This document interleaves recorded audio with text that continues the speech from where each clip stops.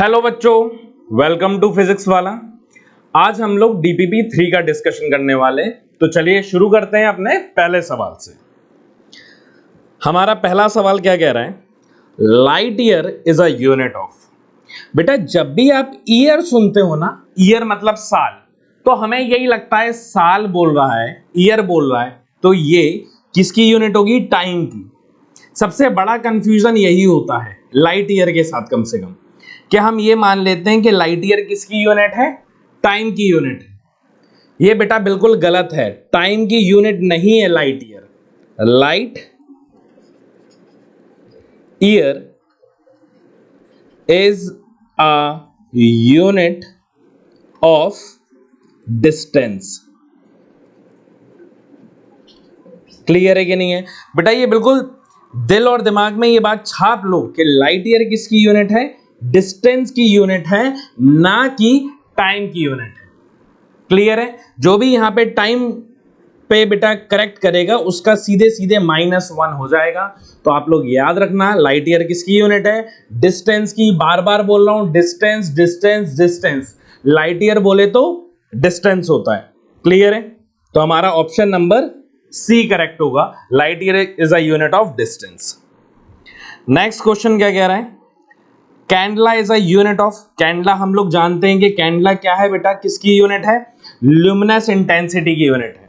और luminous intensity क्या है? हमारी 1 ऑफ द 7 फंडामेंटल क्वांटिटीज है। तो यहां पे लिख देता हूं फंडामेंटल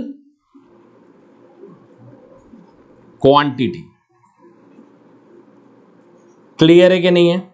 तो आपकी कैंडला किसकी यूनिट है? ल्यूमिनस इंटेंसिटी की। डिनोट किससे करते हैं कैंडला को? सीडी से। क्लियर है बच्चों? चलिए आगे चलते हैं। विच of the following is a derived unit? इनमें से कौन सी यूनिट ड्राइव्ड है? बेटा unit of mass. Unit of mass जानते हैं, मास क्या है बेटा? 1 ऑफ द फंडामेंटल क्वांटिटी है, उसको m से रिप्रेजेंट किया जाता है। अगला है यूनिट ऑफ लेंथ। लेंथ को बेटा हमारी ये भी फंडामेंटल क्वांटिटी है, L से रिप्रेजेंट किया जाता है। यहां पे बेटा अगर यूनिट लिखनी हो इसकी तो यूनिट लिख सकते हैं केजी, और इसकी क्या आ जाएगी बेटा? मीटर। यूनिट ऑफ टाइम भी हमारी क्या है? फंडामेंटल है, T, और इसको आप चाहे तो बेटा सेकंड्स में ले लें, मिनट्स में ले लें, आवर्स में ले लें। यूनिट ऑफ वॉल्यूम क्या होता है बेटा? ये होता है हमारा L3। मतलब जब हम length into length into length, मतलब लेंथ, ब्रेथ और हाइट का मल्टीप्लाई कर देते हैं, तब हमारा क्या बनता है बेटा? एक वॉल्यूम बनता है। क्लियर है कि नहीं है? और इसकी यूनिट जो होती है that unit is metre cube. आपसे ये पूछा था which of the following is a derived quantity. Derived quantity वो क्वांटिटीज होती है जो फंडामेंटल से बनती है। तो हमारा ऑप्शन कौन सा करेक्ट हो जाएगा बेटा? यहां पे डी ऑप्शन करेक्ट हो जाएगा। क्लियर है बच्चों? चलिए नेक्स्ट क्वेश्चन हमसे कह रहा है विच of the following is the smallest unit? इनमें से बेटा कौन सी यूनिट स्मॉलेस्ट है? ऑप्शन क्या दिए गए हैं? मिलीमीटर। सबसे पहला क्या दिया गया है बेटा? मिलीमीटर। बेटा मिलीमीटर जो होता है वो होता है 10⁻³ मीटर। क्लियर है? सेकंड क्या दिया गया है बेटा आपको? एंगस्ट्रॉन्ग। एंगस्ट्रॉन्ग जो होता है उसकी जो पावर होती है बेटा 10⁻⁻10 मीटर होती है। क्लियर है? थर्ड आपका है फर्मी। फर्मी जो होता है बेटा वो होता है 10⁻⁻15 मीटर। क्लियर है? और फोर्थ आपका मीटर, तो मीटर है ही, और हमने सारी क्वांटिटीज को किस में कन्वर्ट किया है बेटा? मीटर के टर्म्स में। तो इनमें से सबसे जो छोटी सी यूनिट है वो कौन सी है बेटा? फर्मी 10⁻⁻15 है। क्लियर है बच्चों? तो हमारा ऑप्शन कौन सा करेक्ट हो जाएगा? यहां पे हमारा ऑप्शन सी करेक्ट हो जाएगा। Fermi is the smallest unit. Clear है? चलिए आगे चलते हैं। नेक्स्ट क्वेश्चन कह रहा है 1 किलोवाट आवर इक्वल्स टू। इनमें से क्या है बेटा? वॉट में दिया है, यहां जूल में दिया है, ये भी जूल है और ये भी जूल है। चलिए कन्वर्ट करते हैं। क्या बोला है? 1 किलोवाट आवर। क्लियर है कि नहीं है?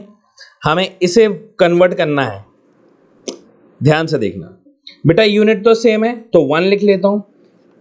किलोवाट को अगर मैं वॉट में कन्वर्ट करूंगा, किलोवाट को किस में कर रहा हूं बेटा? वॉट में कन्वर्ट करूंगा, तो क्या यहां पे बेटा 10 टू दी पावर 3 आएगा। क्लियर है कि नहीं है? और यहीं पे आवर को बेटा जब मैं किस में कन्वर्ट करूंगा? सेकंड्स में। तो आवर को किस में कन्वर्ट कर रहा हूं बेटा? यहां पे मैं सेकंड्स में कन्वर्ट करूंगा, तो क्या यहां पे 60 इंटू 60 करूंगा, तो दैट मीन्स ये हो जाएगा 1 इंटू 10 टू दी पावर 3 बेटा। 60 इंटू 60 3600, जिसे मैं लिख सकता हूं 36 बेटा, ये 3 और ये 2 5, 36 into 10 to the power 5 joule. Clear है कि नहीं है? तो ये हमारा फाइनल आंसर आ जाएगा कि 1 kilowatt hour equals to 36 into 10 to the power 5 joule. Clear है बच्चों? तो हमारा option number B will be correct. ठीक है, चलिए नेक्स्ट क्वेश्चन की तरफ चलते हैं। नेक्स्ट क्वेश्चन बेटा हमसे पूछ रहा है newton metre is a unit of. Newton metre बेटा, न्यूटन से हम समझ जाएंगे कि हमें किसकी यूनिट पूछ रहा है बेटा? न्यूटन अपॉन मीटर, और यहां पे स्क्वायर है। न्यूटन किसकी यूनिट होती है बच्चों? फोर्स की। अपॉन यहां पे क्या आ जाएगा बेटा? Metre square. क्या बेटा मीटर स्क्वायर एरिया होता है कि नहीं होता? अब इनमें से किसका फॉर्मूला फोर्स अपॉन एरिया होता है? देखो, एनर्जी का अगर आप चाहो तो डायमेंशन से भी चेक कर सकते हो, अदरवाइज एनर्जी का जो फॉर्मूला होता है वो या तो हाफ mv² हो जाएगा, आपका mgh हो जाएगा, फिर आप हीट एनर्जी भी लिख सकते हैं, बाकी एनर्जी भी लिख सकते हैं, पर अपन डायमेंशन से कैलकुलेट करेंगे तो बेटा इसकी डायमेंशन और एनर्जी की डायमेंशन सेम नहीं होगी, तो हमें ये पता चल जाएगा कि एनर्जी तो बिल्कुल ही नहीं है। क्लियर है बच्चों? यहां से एनर्जी की डायमेंशन क्या होती है?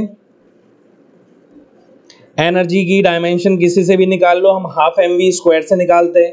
मास m, v² LT-1 का स्क्वायर तो L2T-2, ये हमारा डायमेंशन है किसका? एनर्जी का। और जो हमें फॉर्मूला दिया गया है उसका अगर डायमेंशन देखें तो फोर्स का डायमेंशन क्या होता है बेटा? MLT-2 अपॉन एरिया L2, इससे ये गुजर गए, L ऊपर आएगा तो M1 L-1 और T-2। क्लियर है? तो हमें बेटा दिख रहा है एनर्जी और इसका डायमेंशन सेम है ही नहीं, तो मेरा पहला ऑप्शन तो गलत हो जाएगा। मोमेंटम देखते हैं। मोमेंटम बेटा, मोमेंटम का formula T equals to mass into velocity, mass m, velocity LT-1। क्या बेटा ये भी मैच खा रहा है क्या? नहीं, तो ऑप्शन बी भी मेरा क्या हो जाएगा? गलत हो जाएगा। सी तो बेटा फोर्स ही है, फोर्स का डायमेंशन MLT-2, अभी भी कंपेयर नहीं हो रहा, तो सी भी ऑप्शन गलत। तो मेरा ऑप्शन कौन सा सही हो जाएगा बेटा? यहाँ पे ऑप्शन डी करेक्ट हो जाएगा। हम लोग चेक भी कर लेते हैं, प्रेशर का फॉर्मूला क्या होता है?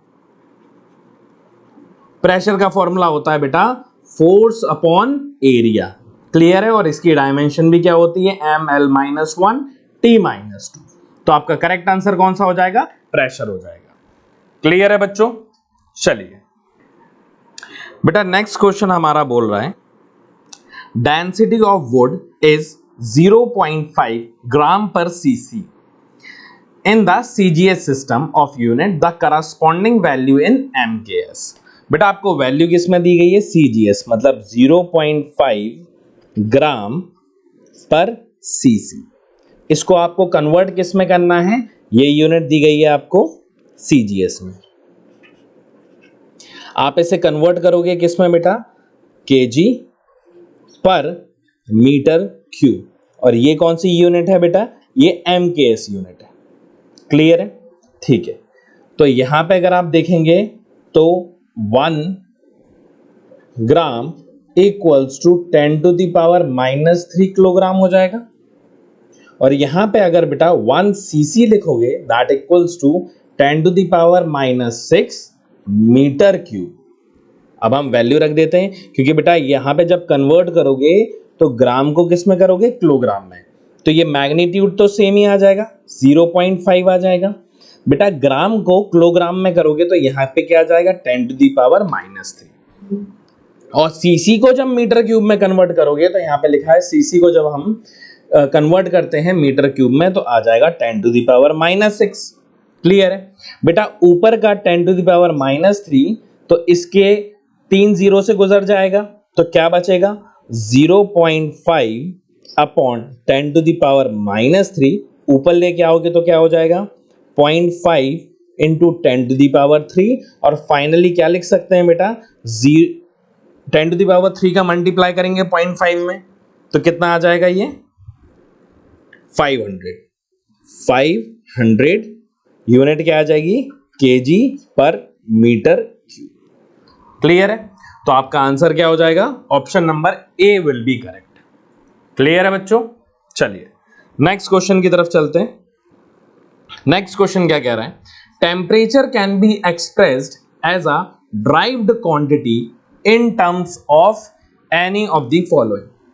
सबसे पहली बात तो बेटा टेम्परेचर अपने आप में क्या है, फंडामेंटल है। टेम्परेचर क्या है, फंडामेंटल क्वांटिटी। क्लियर है, और अगर मैं टेम्परेचर का फॉर्मूला देखूं बेटा तो टेम्परेचर का फॉर्मूला आएगा Q equals to mc delta T। Clear है, और यहां पे बेटा Q क्या है, यहां पे आ रही एनर्जी है, m क्या है, मास, और C बेटा स्पेसिफिक हीट होती है। क्लियर है, आगे जाकर के आप पढ़ोगे जब आप हीट 1 और हीट 2 पढ़ोगे तो C स्पेसिफिक हीट होती है और डेल्टा T क्या होता है, यहां पे लिख देते हैं स्पेसिफिक हीट कैपेसिटी। ठीक है, और डेल्टा T क्या होता है हमारा बेटा, टेम्परेचर डिफरेंस।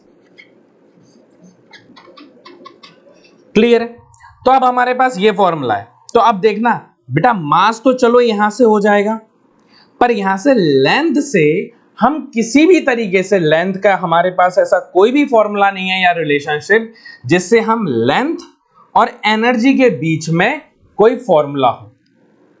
क्लियर है, तो यहां से हम लोग इसका रिलेशनशिप तो नहीं बता पाएंगे।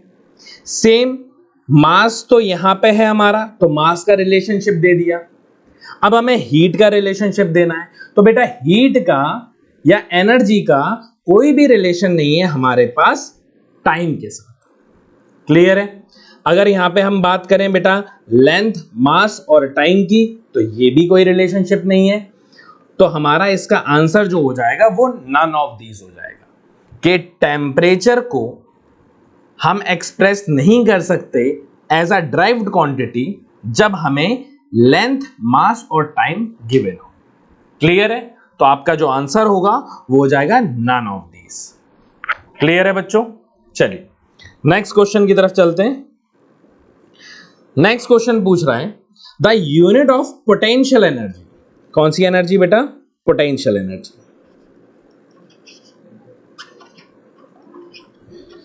बेटा पोटेंशियल एनर्जी का जो फॉर्मूला होता है दैट इज mgh। ठीक है, और पोटेंशियल एनर्जी देखो आप आगे जाकर के पढ़ोगे, आपके पास एक ग्रेविटेशनल पोटेंशियल आएगा, एक स्प्रिंग पोटेंशियल आएगा, और बेटा एक आगे जाकर के 12th में जो आपने पढ़ा है वो है इलेक्ट्रोस्टैटिक में वाले पार्ट में पढ़ा है पोटेंशियल एनर्जी, इलेक्ट्रोस्टैटिक पोटेंशियल। तो कोई भी एनर्जी हो, डायमेंशन तो बेटा एनर्जी की आपको पता है क्या होती है, mL2T-2। क्लियर है, और यहां पे बेटा अगर हम लोग देखें m क्या है, मास, तो यहां पे मास किस में है, ग्राम में, और L2T-2 यहां पे बेटा ये ऑप्शन क्या लेंथ का है, ये किसका है बेटा टाइम का, और पर सेकंड है, मतलब ये कुछ लेंथ अगर देखूं तो बेटा कुछ मीटर में दी गई होगी, सेंटीमीटर में, क्योंकि यहां पे सारी चीजें CGS में, और टाइम किस में है, सेकंड में, और इसकी पावर क्या आ जाएगा 2। अब इसको लिखोगे तो ये क्या हो जाएगा, gram centimetre square upon second square. Clear है, और इसको क्या लिख सकते हैं, डायमेंशनली आप चेक कर सकते हो बेटा जी किसकी यूनिट है, मास की, सही है, लेंथ की यूनिट कितनी है 2, वो भी सही है, सेकंड की यूनिट कितनी है -2, वो भी सही है। तो हमारा ऑप्शन कौन सा हो जाएगा? बी, ग्राम सेंटीमीटर पर सेकंड स्क्वायर का होल स्क्वायर। क्लियर है बच्चों? चलिए नेक्स्ट क्वेश्चन की तरफ चलते हैं। नेक्स्ट क्वेश्चन बेटा हमसे पूछ रहा है the unit of specific resistance. बेटा स्पेसिफिक रेजिस्टेंस, रेजिस्टेंस की यूनिट क्या है? पहले तो ये देखो, हम लोग यहां पे लिख देते हैं स्पेसिफिक रेजिस्टेंस। बेटा रेजिस्टेंस की यूनिट है आपकी ओम, ठीक है। और जब भी स्पेसिफिक जैसी चीज आ जाती है, स्पेसिफिक मतलब बेटा यूनिट लेंथ के लिए। किसके लिए? यूनिट लेंथ के लिए। तो जब भी यूनिट लेंथ की बात आ रही है तो हम इसके साथ क्या लगा देंगे बेटा? सेंटीमीटर। तो हमारी स्पेसिफिक रेजिस्टेंस की जो यूनिट होती है that is ohm centimetre. Clear है बच्चों? चलिए आगे चलते हैं। नेक्स्ट क्वेश्चन हमसे कह रहा है erg metre inverse can be unit of measured for erg. Erg और यहां पे क्या दिया गया है बेटा? मीटर। इनवर्स मतलब पावर अपॉन में है। आर्ग, अच्छा आप ये बताओ किसकी यूनिट है? आर्ग क्या बेटा? यहां पे लिख देता हूं, अर्थ क्या CGS यूनिट है एनर्जी की। मतलब क्या यहां पे लिख सकता हूं मैं energy upon metre. Energy upon metre, ठीक है। अब एनर्जी अपॉन मीटर किसकी यूनिट होती है? अब हमें वो चेक करना है। क्लियर है? डायमेंशन देखते हैं पहले इसके। एनर्जी का डायमेंशन क्या है बेटा? M/L/2T-2 अपॉन यहां पे क्या है बेटा? आपका मीटर है। मीटर किसकी यूनिट है? लेंथ। क्या बेटा इससे ये कैंसिल आउट हो गया? तो आर्ग मीटर की जो डायमेंशन आ रही है दैट इज ML/T-2। क्लियर है? और ML/T-2 किसकी डायमेंशन होती है? हमारी फोर्स की डायमेंशन होती है। तो हमारा करेक्ट आंसर क्या आ जाएगा बेटा? आर्ग मीटर इनवर्स किसकी यूनिट है? फोर्स की यूनिट है। क्लियर है बच्चों? चलिए आगे चलते हैं। If the unit of length and force be increase 4 times then the unit of energy is. किसकी बात कर रहा है? एनर्जी की यूनिट। बेटा एनर्जी की यूनिट क्या होती है? जूल। एनर्जी की यूनिट क्या है बेटा? हमारी जूल है। अब हमें ऐसा, तो वो आ जाएगा हमारा वर्क। अगर हम देखें बेटा वर्क की डायमेंशन और एनर्जी की डायमेंशन भी सेम है, और वर्क की भी यूनिट क्या है बेटा? जूल है हमारी। क्लियर है? और हम लोग वर्क का फॉर्मूला जो होता है that is force dot displacement. Clear है? तो आपने फोर्स तो बेटा ये है, डिस्प्लेसमेंट को हम लोग बेटा लेंथ, क्योंकि डिस्प्लेसमेंट की यूनिट भी मीटर होती है, तो बेटा डिस्प्लेसमेंट क्या होता है? लेंथ होती है। क्लियर है? कंफ्यूज मत होना कि सर यहां पे डिस्प्लेसमेंट लिखा है आपने लेंथ डाल दिया, कैसे डाल दिया? बेटा डिस्प्लेसमेंट क्या है? लेंथ ही तो है आपकी।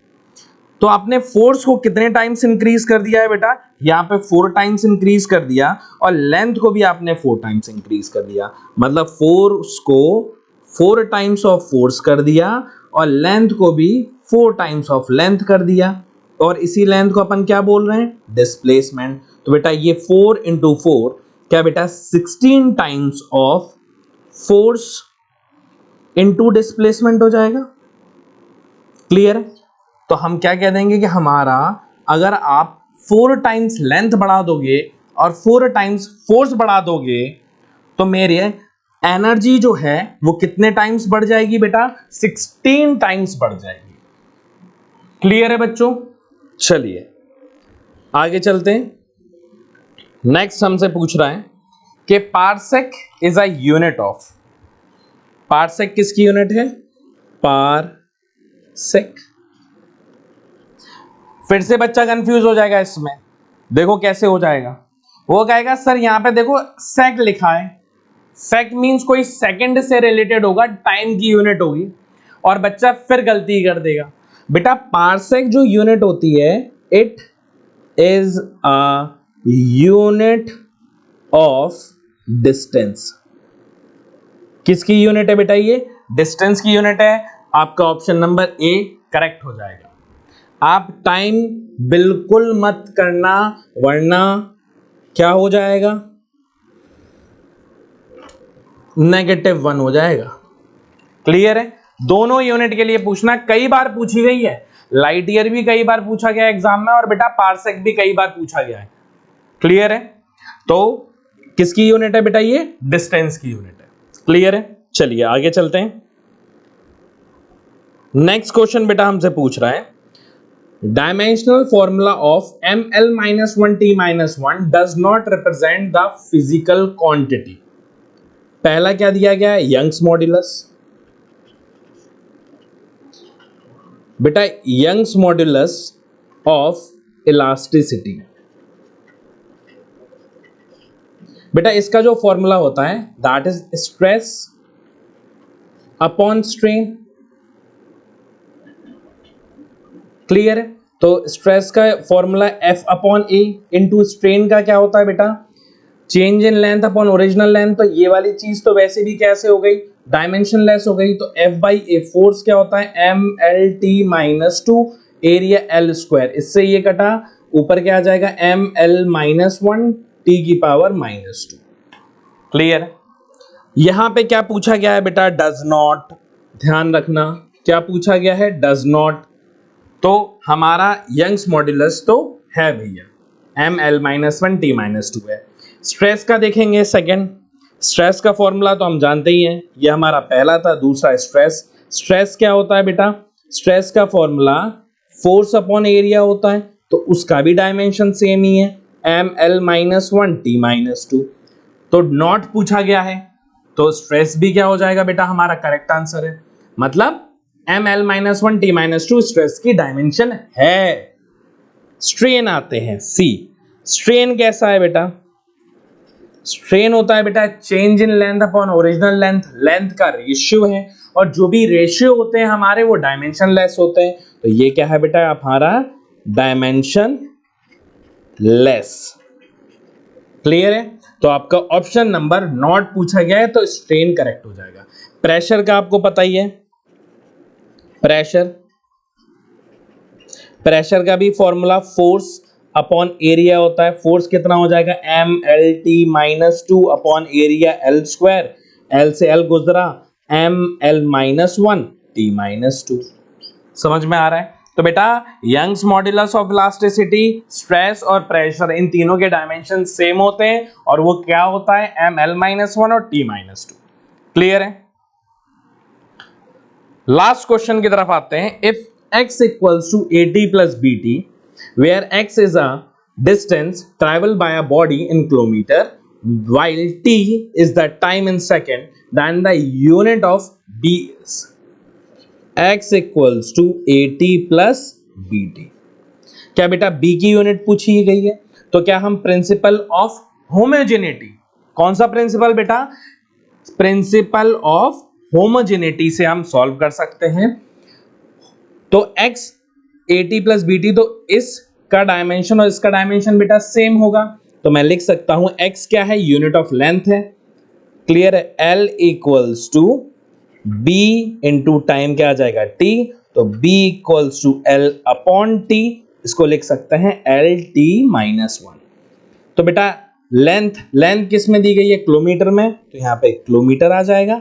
अपॉन टाइम किस में है? सेकंड में, तो ये आ जाएगा किलोमीटर पर second. Option number A correct हो जाएगा। क्लियर है बच्चों? चलिए, thank you so much for watching this. अभी जो सवाल चल रहे थे वो काफी हल्के थे। क्लियर है? आपका थोड़ा कॉन्फिडेंस बूस्ट अप करने के लिए अब नेक्स्ट शीट में आपको जो सवाल मिलने वाले हैं वो कुछ अच्छे लेवल के मिलने वाले हैं। तो मेरे ख्याल से अब आप कॉन्सेप्ट सीख चुके हैं, अब उनका और बेहतरीन तरीके से इंप्लीमेंटेशन सीखेंगे। ठीक है? So stay safe, work hard, best of luck बच्चों। Thank you.